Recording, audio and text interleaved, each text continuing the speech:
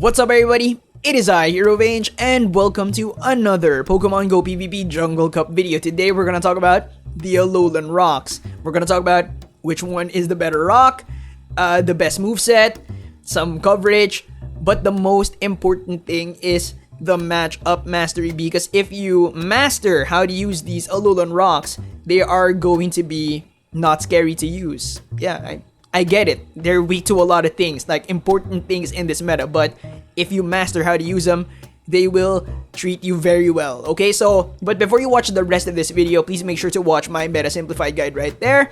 It's kind of like the language that we're speaking in almost all my videos, so you need to understand that first before you watch this video. Okay, Graveler versus Golem. Who's the better rock? Let's find out. Okay, so Graveler has a win rate of 53%. Alright?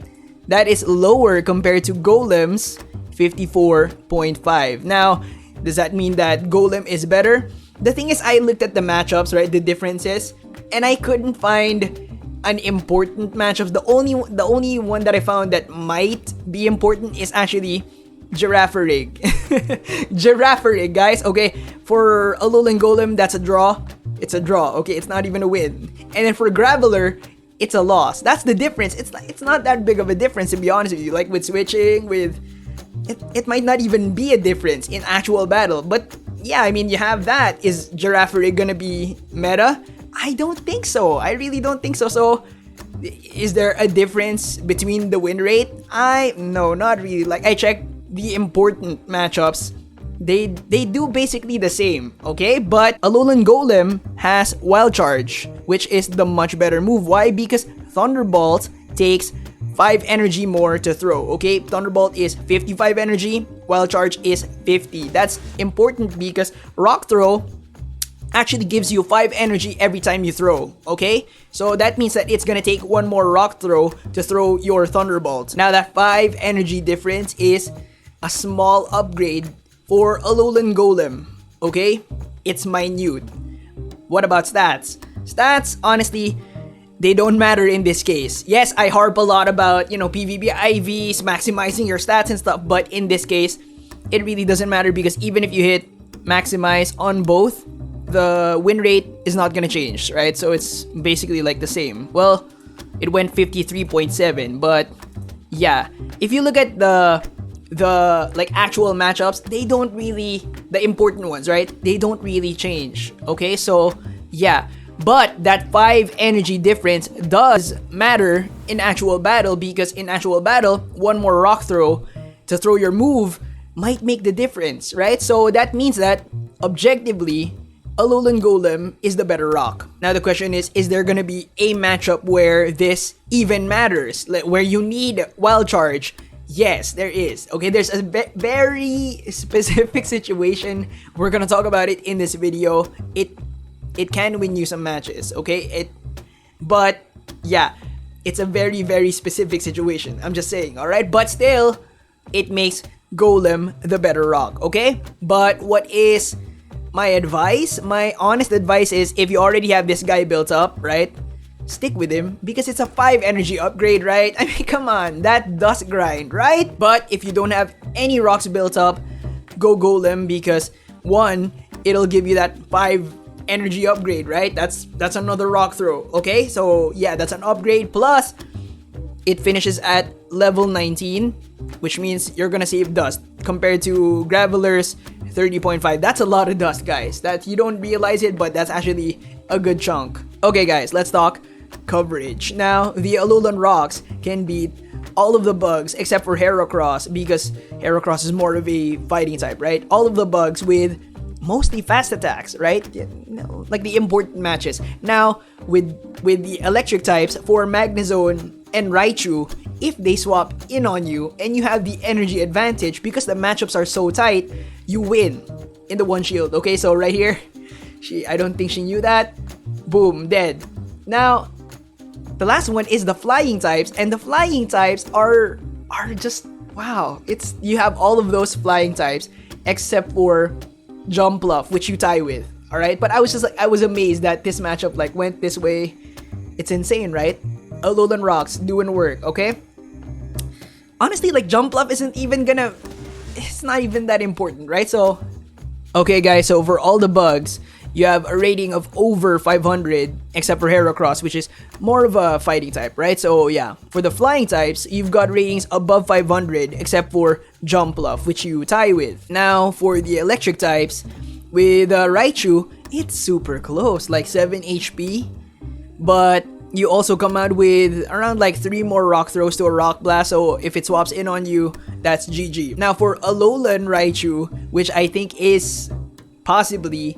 could be meta, it can only kill you if it has Psychic. Okay, so yeah, if it has Psychic, that is the only time that it beats you. Plus, look at that HP, man. I mean, come on. Plus, look at the Rock Blast. You're like 1, maybe 2 Rock Blasts away from another one. So yeah, energy advantage.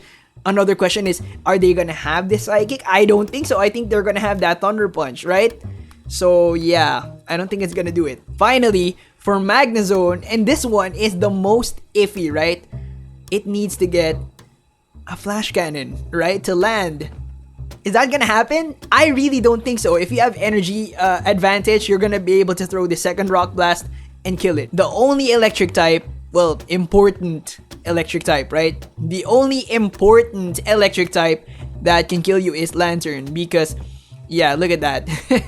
You don't even need to throw a charge move. You just, like, farm it up with Water Gun, make sure to block once, because if you don't block, watch this, it gets really close because, yeah, Wild Charge hurts. Alright, you got drinks, you got snacks. Are you ready for some battles? Okay, we've got ALOLAN Golem in the back hidden. I'm not gonna pull it out until I've got something locked in that I can beat out, okay? The worst way to use Golem is to get it locked in on something that can swap out.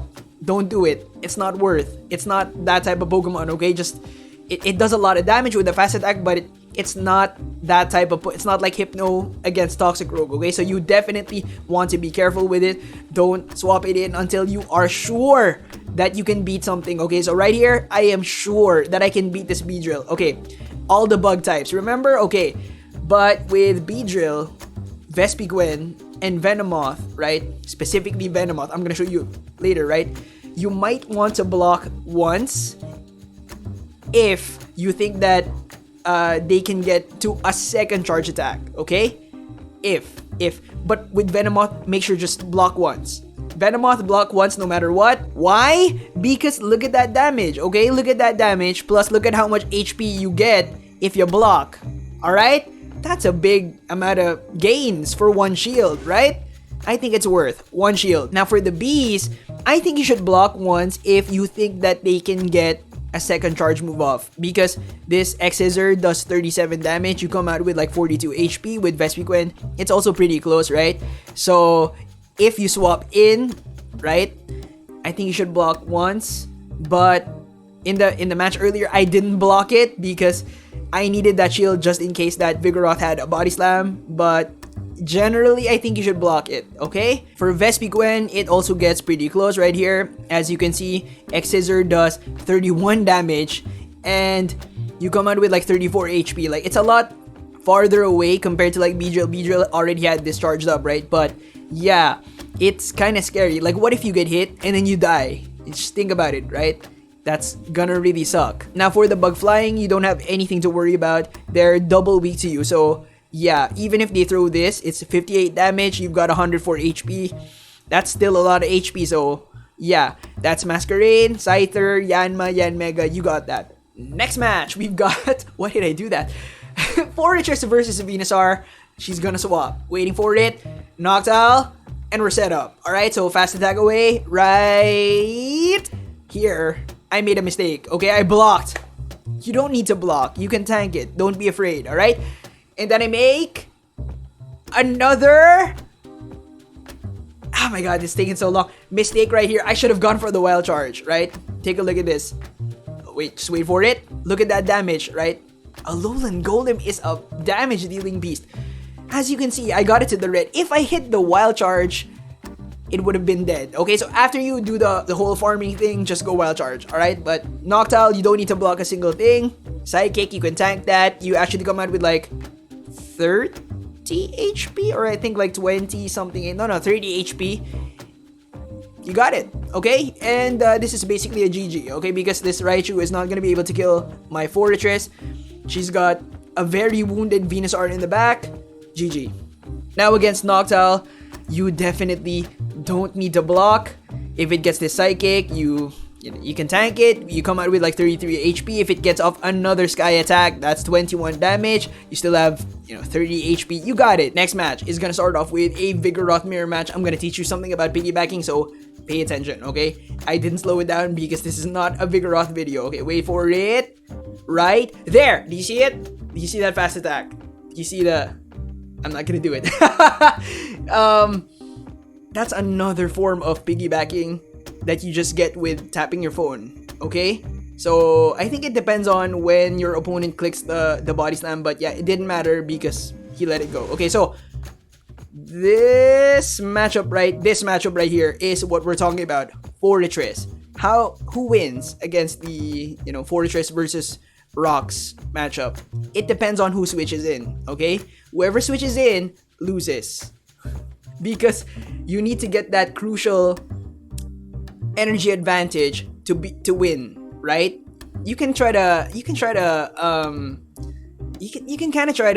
piggyback, but it's difficult. It's really difficult. I don't think it's a really good thing to do. But yeah, whoever switches in loses because it's a CMP tie or it's very, very close, okay?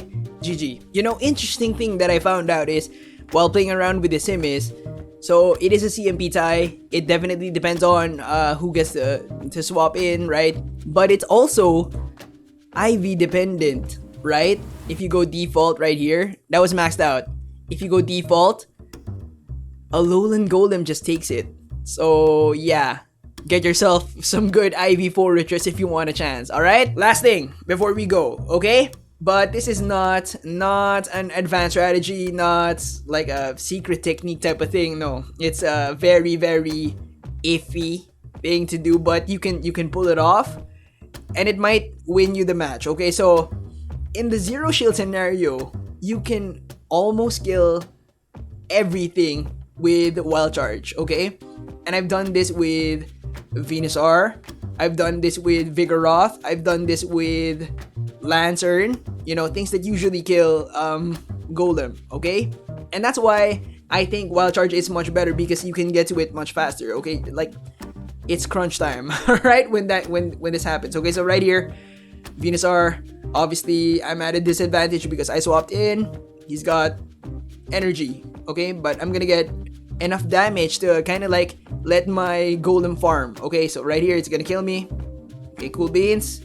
Well, right there, it kills me, okay? And I just get enough for Wild Charge. I throw the Wild Charge right here. Boom. I still take a fast attack to kill it, but thank you so much for watching. I hope you guys enjoyed. I hope you learned something. Remember to leave a like, comment down below which electric type you're using for the Jungle Cup. No lying, alright? Subscribe if you haven't yet, ding that notification bell, and I'll see you on the next one. Bye, guys.